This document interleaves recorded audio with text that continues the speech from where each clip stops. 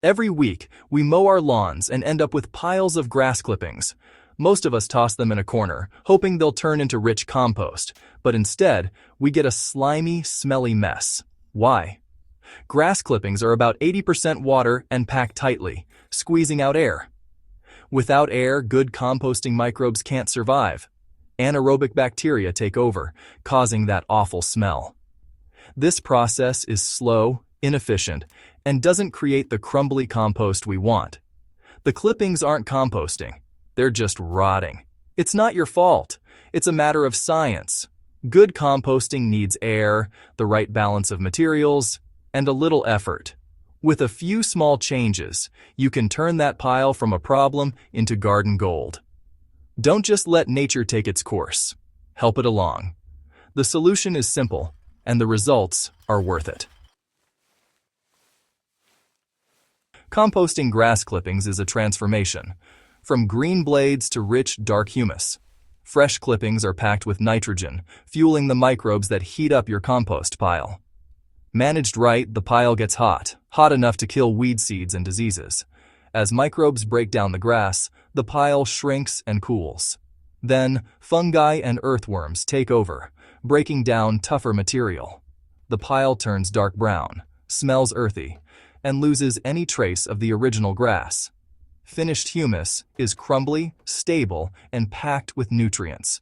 It's no longer just rotting grass, it's a powerhouse for your soil. This process improves soil structure, water retention, and fertility. Composting is active, not passive.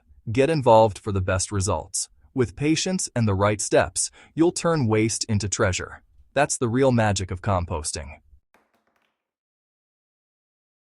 Using compost before it's ready can harm your garden. Unfinished compost keeps decomposing in your soil, stealing nitrogen from your plants, a process called nitrogen robbery. Your plants may turn yellow, grow poorly, and become vulnerable to pests. Half-rotted grass can also produce acids that burn roots and lower soil pH. Thick layers of fresh clippings can create toxic conditions for plants. Unfinished compost may also contain weed seeds and diseases. Only finished, fully decomposed humus is safe and beneficial. Be patient. Wait for your compost to mature. Your garden will thank you. The secret to great compost? Balance greens and browns. Grass clippings are greens, wet, nitrogen-rich, and fast to break down. But too many greens create a slimy mess. Browns, like dry leaves, cardboard, or straw, add carbon and structure. They keep the pile airy and absorb excess moisture. Aim for 2 to 3 parts browns for every part green. Layer your pile browns, then greens, then browns again. Moisten dry layers, but don't soak them. This balance fuels microbes, generates heat, and prevents odors. Fast, clean decomposition is all about the right mix. Get the balance right, and composting becomes easy. Let's compare 2 piles, one with just grass, one with a mix of greens and browns. The pure grass pile quickly compacts, stays cool, and smells bad. It turns into a dense, slimy sludge, useless for your garden.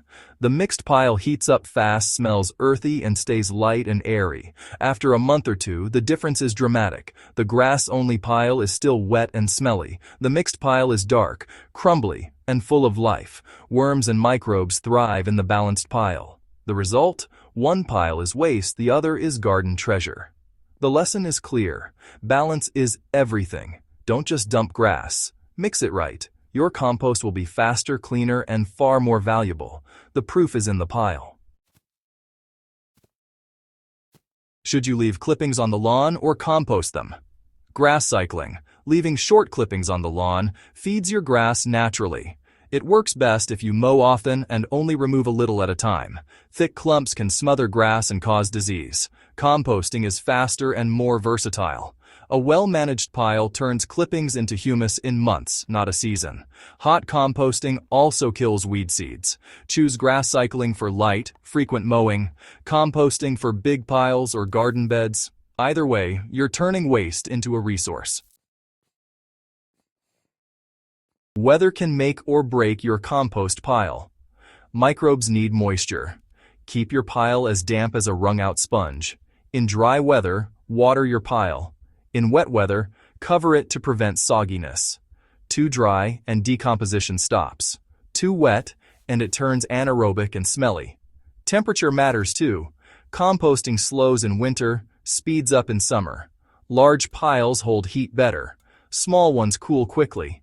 Insulate with straw or cardboard in cold months.